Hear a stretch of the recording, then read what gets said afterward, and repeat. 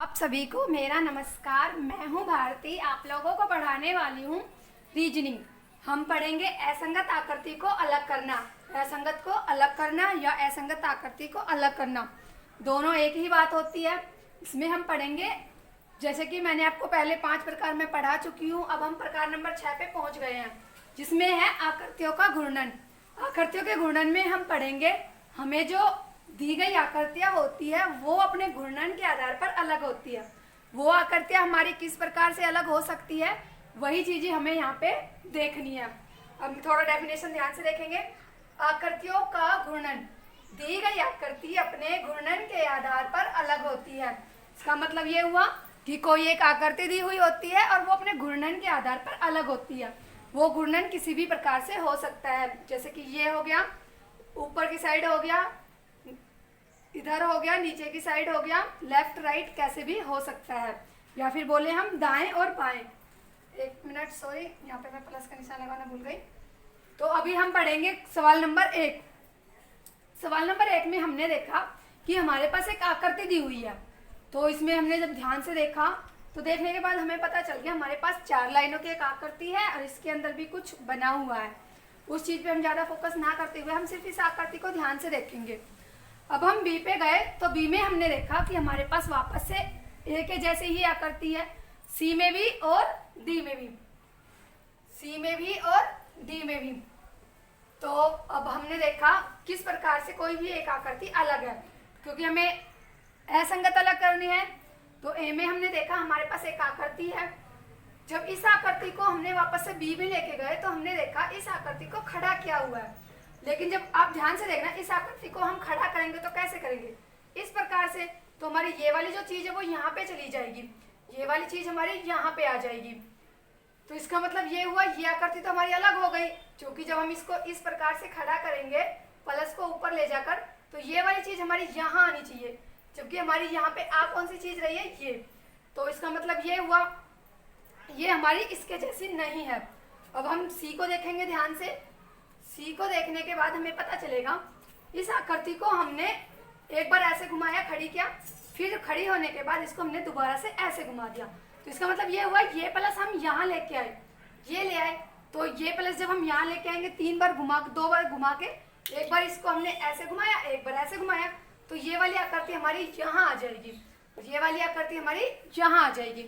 इसका मतलब ये हुआ, ये आकृति और ये आकृति की जो दिशा है वो हमारी एक जैसी है, मतलब दिशा बोल सकते हैं, या फिर हम इसको बोल सकते हैं इसकी जो घूर्णन गति है, इसको घूर्णन करके हम इस आकृति को ले आए हैं। अब हम डी पे गए तो डी पे हमने देखा हम इस आकृति को घुमाते, क्योंकि इसको घुमाएंगे फिर चौथी बार में घुमा देंगे, क्योंकि एक बार हमने इसको ऐसे घुमाया, दूसरी बार में हमने इसको ऐसे घुमा दिया, तीसरी बार में हमने इसको ऐसे घुमा दिया, क्योंकि ये ऐसे आ गई। मान के चलो अब ये आकृति हमारी ऐसे आ गई, तो अब हम इसको ऐसे घुमाएंगे तो ये वाला जो निशान है हमारा यहाँ पे आ जाएगा, और ये वाली जो आकृति हमारी इधर चली जाएगी इस कॉर्नर पे, और ये वाली जो हमारी आकृति है वो इधर आ जाएगी। इसका एग्जाम्पल मैं आपको इससे समझाती हूँ, इससे आपको बहुत अच्छे से समझ में आएगा। इस आकृति को हमने ऐसे घुमा दिया, घुमाने के बाद आपको पता चलेगा कि ये वाला हिस्सा हमारा यहाँ चला गया, ये वाला हिस्सा हमारा यहाँ आ गया, ये वाला हिस्सा हमारा यहाँ आ गया। तो आपको ये चीजें अच्छे से क्लियर हुई होगी। तो हमारा आंसर किसके साथ जाएगा, बी के साथ, क्योंकि बी हमारा बिल्कुल अलग है। नंबर 2, सवाल नंबर 2 में जैसा आपको दिख रहा है कि हमारे पास 4 आकृतियां दी हुई है, वही प्रकार है हमारा आकृतियों का घूर्णन। अब हमें ये देखना है, हमें ये नहीं देखना कि किस प्रकार से घूमी है या कैसे घूमी है, हमें सिर्फ इतना ध्यान देना है। एक तो हम इसकी दिशा देखेंगे, जिससे कि हमें आराम से हम अपने आंसर को लगा सके। अगर हम घूमने पे रहे तो फिर हम ना कहीं कंफ्यूज हो ही जाएंगे। तो इससे अच्छा होगा कि हम अपने सवाल को इस बेस पे देखें, या फिर इनके आधार पर देखें, या फिर इस तीर के आधार पर देखें। हमने देखा कि हमारा जो ये तीर है, इसको हमने इस डंडे को, बीच वाले की जो रेखा है, इसको खड़ा किया, तो हमारा जो ये तीर है घूम के यहाँ आ जाएगा। तो हमारी इसकी दिशा इधर चली जाएगी, इसकी दिशा हमारी इधर चली जाएगी। तो हमारी जो आकृति बन जाएगी कौन सी बन जाएगी, बी। जब हमने बी को भी इतना ही घुमा दिया, पूरा ये घूम 180 डिग्री रहा है, लेकिन मैं आपको डिग्री पे ना ले जाकर मैं आपको सिर्फ इतना बता दूं कि ये हमने फिर से इतना घुमा दिया जितना हमने यहाँ घुमाया था। तो हमारी ये वाली आकृति ऊपर चली गई, ये वाली आकृति हमारी नीचे आ गई। तो हमारे जो तीर की दिशा है वो इस प्रकार से हो गई। जब हम डी पे गए तो डी पे हमने देखा, जब हम इसको घुमाएंगे, एक बार हमने इसको इस प्रकार से घुमाया, ये आकृति आई, इसको इस प्रकार से घुमाया, ये आकृति आई। जब हम इसको इस प्रकार से घुमाएंगे तो हमारे पास जो आकृति आनी चाहिए थी वो इस प्रकार की आनी चाहिए थी, लेकिन हमारे पास जो आकृति है वो कैसी है, उल्टी आकृति है। हालांकि किसी भी आकृति को हम घुमा लें हमारे पास ये आकृति नहीं आएगी। तो इसका मतलब ये हुआ हमारी जो अलग आकृति हो गई वो कौन सी हो गई, डी। हमारा आंसर गया डी के साथ। सवाल नंबर 3। सवाल नंबर 3 में हमें क्या देखना है, वही हमारा घूर्णन के आधार पर आकृति देखनी है। या तो हम इसको घूर्णन के आधार पर कर ले, या फिर हम इसको एक दूसरे प्रकार से कर सकते हैं, जैसे कि हमारे ये दोनों आकृतियों को ध्यान में रखते हुए। हम इसको घूर्णन के आधार पर न करते हुए हम इसको दोनों आकृतियों को ध्यान में रखते हुए करेंगे, क्योंकि जब हम इन दोनों आकृतियों को ध्यान में रखते हुए करेंगे तो ये सवाल हमारा बहुत आराम से सही हो जाएगा। जैसे कि हमने देखा हमारी दोनों ही कॉर्नर पे, दोनों ही कोने पे अलग अलग आकृति बनी हुई है और दोनों की दिशा भी हमारी अलग है, एक ऊपर की तरफ है और एक नीचे की तरफ है। यहाँ पे तो हमने बता दिया एक ऊपर की तरफ है एक नीचे की तरफ है, लेकिन जब हम बी में गए तो बी में हमने देखा हमारी जो यहाँ पे लेटी हुई लाइन है उसको घुमाया हुआ है, यहाँ पे घुमा दिया। तो इसमें हम देखेंगे इसके एक कोने पे हमारा त्रिभुज है और एक कोने पे हमारा वृत्त है, 4 लाइनों की एक आकृति है। जब हम सी में गए तो सी में हमने देखा वापस से हमारे पास हमने इस लाइन को घुमाया हुआ है। घुमाने के बाद हमने इसमें देखा कि हमारे पास एक त्रिभुज है और एक वर्ग है, लेकिन दोनों की जो दिशा है वो बिल्कुल एक समान है। लेकिन जब हमने डी में देखा तो डी में हमने देखा कि हमारे पास जो वापस से इस लाइन को हमने खड़ा किया, खड़ा करने के बाद दोनों कॉर्नर पे हमने आकृति बनाई और दोनों आकृतियों की जो दिशा है वो बिल्कुल एक दूसरे के ऑपोजिट है, एक दूसरों से अलग है।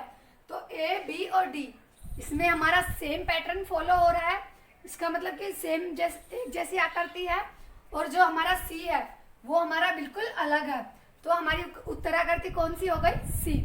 अब हम सवाल नंबर 4 में देखेंगे, ये आपकी प्रैक्टिस के लिए होता है, आपको पता है सवाल नंबर 4। अब आप इसको करने की कोशिश करना, बहुत आराम से हो जाएगा, बहुत इजी है। देखकर ही आप बता दोगे कि हमारी 3 की दिशा बिल्कुल एक जैसी है और एक की दिशा बिल्कुल अलग है, और जो अलग है वही हमारा आंसर है। अब आपने ये सवाल कर लिया होगा। ए में हमने देखा हमारी जो दिशा है वो हमारी दिशा पूर्व की तरफ है। बी में हमने देखा हमारी जो दिशा है वो पश्चिम की तरफ है। अब पूर्व कौन सा होता है, हमारा जो सीधा हाथ होता है वो हमारा पूर्व होता है, और हमारा जो उल्टा हाथ होता है वो हमारा पश्चिम होता है। तो अभी आपने देखा कि ये भी हमारा सीधे हाथ की तरफ है, और डी में भी हमारी जो इसकी चोटी है वो सीधे हाथ की तरफ है। तो अब हमने देखा कि बी में हमारी जो आकृति है वो बिल्कुल अलग है, क्योंकि इसमें जो आकृति हमारी वो किधर की तरफ है, पश्चिम की तरफ। आई होप आपको ये वाला जो टॉपिक है हमारा अच्छे से समझ में आया होगा। अब आकृतियों का जो घूर्णन है ये हमारा कंप्लीट होता है। अब हम पढ़ते हैं पैटर्न में समानता, टाइप नंबर 8। पैटर्न में जो समानता है वो हमें किस प्रकार से देखनी है। पैटर्न में समानता, इसमें हमारी कुछ आकृतियां दी हुई होती है, और उन आकृतियों में हमारा जो पैटर्न होता है उन 3 आकृतियों में बिल्कुल एक जैसा होता है, और एक आकृति का जो पैटर्न होता है वो हमारा बिल्कुल अलग होता है। जो पैटर्न हमारा अलग होता है वही हमारा आंसर होता है। पैटर्न में समानता, दी गई आकृति में हमारी 3 आकृतियां एक पैटर्न के आधार पर होती है, ठीक है, और एक आकृति हमारी बिल्कुल अलग होती है। यही बात मैंने आपको बोल के बताई है कि दी गई आकृतियों में हमारी 3 आकृतियां एक पैटर्न पर आधारित होती है, और एक आकृति हमारी बिल्कुल अलग होती है, और जो आकृति हमारी बिल्कुल अलग होती है वही हमारा आंसर होती है। अभी हमने देखा था पैटर्न के आधार पर समानता, तो ये हमारा ना टाइप नंबर 7 है। मैंने गलती से वो 8 बोल दिया था, आप उस चीज को ना ठीक कर लेना। तो अब इसमें हम देखेंगे सवाल नंबर 1। सवाल नंबर 1 में मैंने आपको भी परिभाषा को बहुत अच्छे से समझाया है। सवाल नंबर 1 में हमने देखा हमारे पास एक आकृति है, उसके 2 हिस्से किए हुए हैं, लेकिन हमारे पास बी में जो आकृति है वो हमारे पास 2 आकृतियां बिल्कुल समान है, एक समान पैटर्न पे बनी हुई है। हमारे पास जो सी आकृति है वो भी हमारी बिल्कुल एक समान पैटर्न पे बनी हुई है, और हमारे पास जो डी आकृति है वो भी हमारी बिल्कुल समान है और एक ही पैटर्न पे बनी हुई है। तो इसका मतलब ये हुआ हमारी जो अलग आकृति होगी वो कौन सी हो गई, ए, क्योंकि ये हमारी एक ही आकृति के 2 भाग किए हुए हैं। आई होप आपको ये बहुत अच्छे से समझ में आया है। अभी हम सवाल नंबर 2 को देखेंगे ध्यान से। ए में हमने देखा कि हमारे पास आकृति है उसके 2 हिस्से किए हुए हैं, और वो भी किस लाइन से, लेटी हुई लाइन से इसके 2 हिस्से किए हुए हैं। तो इसका मतलब अब हम इसको लेटी हुई लाइन क्यों बोल रहे हैं, तो अगर हम इसको लेटी हुई लाइन इसलिए बोले क्योंकि ये हमारी तिरछी लाइन है। तिरछी लाइन से हम लेटी हुई लाइन थोड़ा ज़्यादा अच्छा लगेगा। लेटी हुई लाइन से इसके 2 हिस्से किए हुए हैं। अब हमने बी में देखा तो बी में भी हमारे पास 2 हिस्से किए हुए हैं लेटी हुई लाइन से। ए और बी का जो पैटर्न है बिल्कुल समान बन रहा है। अब हम सी में गए तो सी में हमने देखा हमारे पास जो आकृति है वो हमारी खड़ी हुई लाइन से 2 हिस्से किए हुए हैं। इसका मतलब ये हुआ कि इन दोनों में तो हमारी लेटी हुई लाइन से हिस्से किए हुए हैं, लेकिन इसमें हमारी खड़ी हुई लाइन से 2 हिस्से किए हुए हैं। अब हम एक बार डी में थोड़ा देख लेते हैं। डी में हमने देखा सॉरी, डी में देखने के बाद हमें पता चला हमारे पास 2 आकृति बनी। एक ही आकृति के 2 हिस्से किए हुए हैं, वो भी इस प्रकार से लेटी हुई लाइन से। लेकिन जो सी आकृति है उसमें हमें इस प्रकार से खड़ी हुई लाइन से 2 हिस्से किए हुए हैं।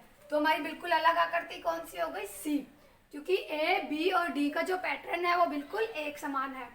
अब हम आकृति नंबर 3 पे आते हैं। 3 को आप खुद से भी कर लोगे, मैं अगर ना भी करवाऊं तो, क्योंकि ए बी और सी में हमें बिल्कुल देखने से ही पता चल रहा है एक समान पैटर्न फॉलो हो रहा है। लेकिन जो हमारा डी है वो बिल्कुल अलग है, क्योंकि वो एक आकृति को 2 हिस्सों में बांट रहा है खड़ी हुई लाइन को। अब हम सवाल नंबर 4 को देखते हैं। सवाल नंबर 4 में आप ध्यान से देखना, देखने के बाद पता चलेगा आपको किस प्रकार से अलग है। ये आपकी प्रैक्टिस के लिए सवाल है, करो इसको। आपको मैं 5 सेकंड का समय देती हूँ। मैं आशा करती हूँ कि आपने ये सवाल भी कर लिया होगा। इसमें आपको एक चीज तो पता चल रही है कि हर एक आकृति को 2 हिस्सों में बांटा हुआ है, लेकिन इसमें एक जो पैटर्न फॉलो हो रहा है हमें वो पैटर्न देखना है कि किस पैटर्न से हमारी 3 आकृतियां एक समान है। ए में हमने देखा 2 आकृति बनी हुई है, इसमें भी हमारी 2 आकृति की हुई है, इसमें भी हमारे 2 हिस्से किए हुए हैं और इसमें भी हमारे 2 हिस्से किए हुए हैं। इसका मतलब ये हुआ ये तो हमारा चारों में समान है, तो हमें कोई और लॉजिक देखना है। हम इसमें आकृति लाइनें देखते हैं, इसमें भी हमारी लाइनों वाली आकृति है, ये भी हमारी लाइनों वाली आकृति है और ये भी हमारी लाइनों वाली आकृति है। और जो हमारी डी वाली जो आकृति है उसमें हमारी कोई भी लाइन नहीं है। तो इसका मतलब ये हुआ ए बी और सी का जो पैटर्न बन रहा है वो लाइनों वाली आकृति के आधार पर बन रहा है, लेकिन हमारी जो डी वाली आकृति है उसमें कोई लाइन नहीं है। तो इस प्रकार से हमारा जो आंसर जाएगा वो डी के साथ जाएगा। अब ये है आपके विगत वर्षों में पूछे गए प्रश्न। अभी मैंने सारे सवालों को ना एक साथ लिख दिया, तो आप थोड़ा ना कंफ्यूज मत होना बिल्कुल भी।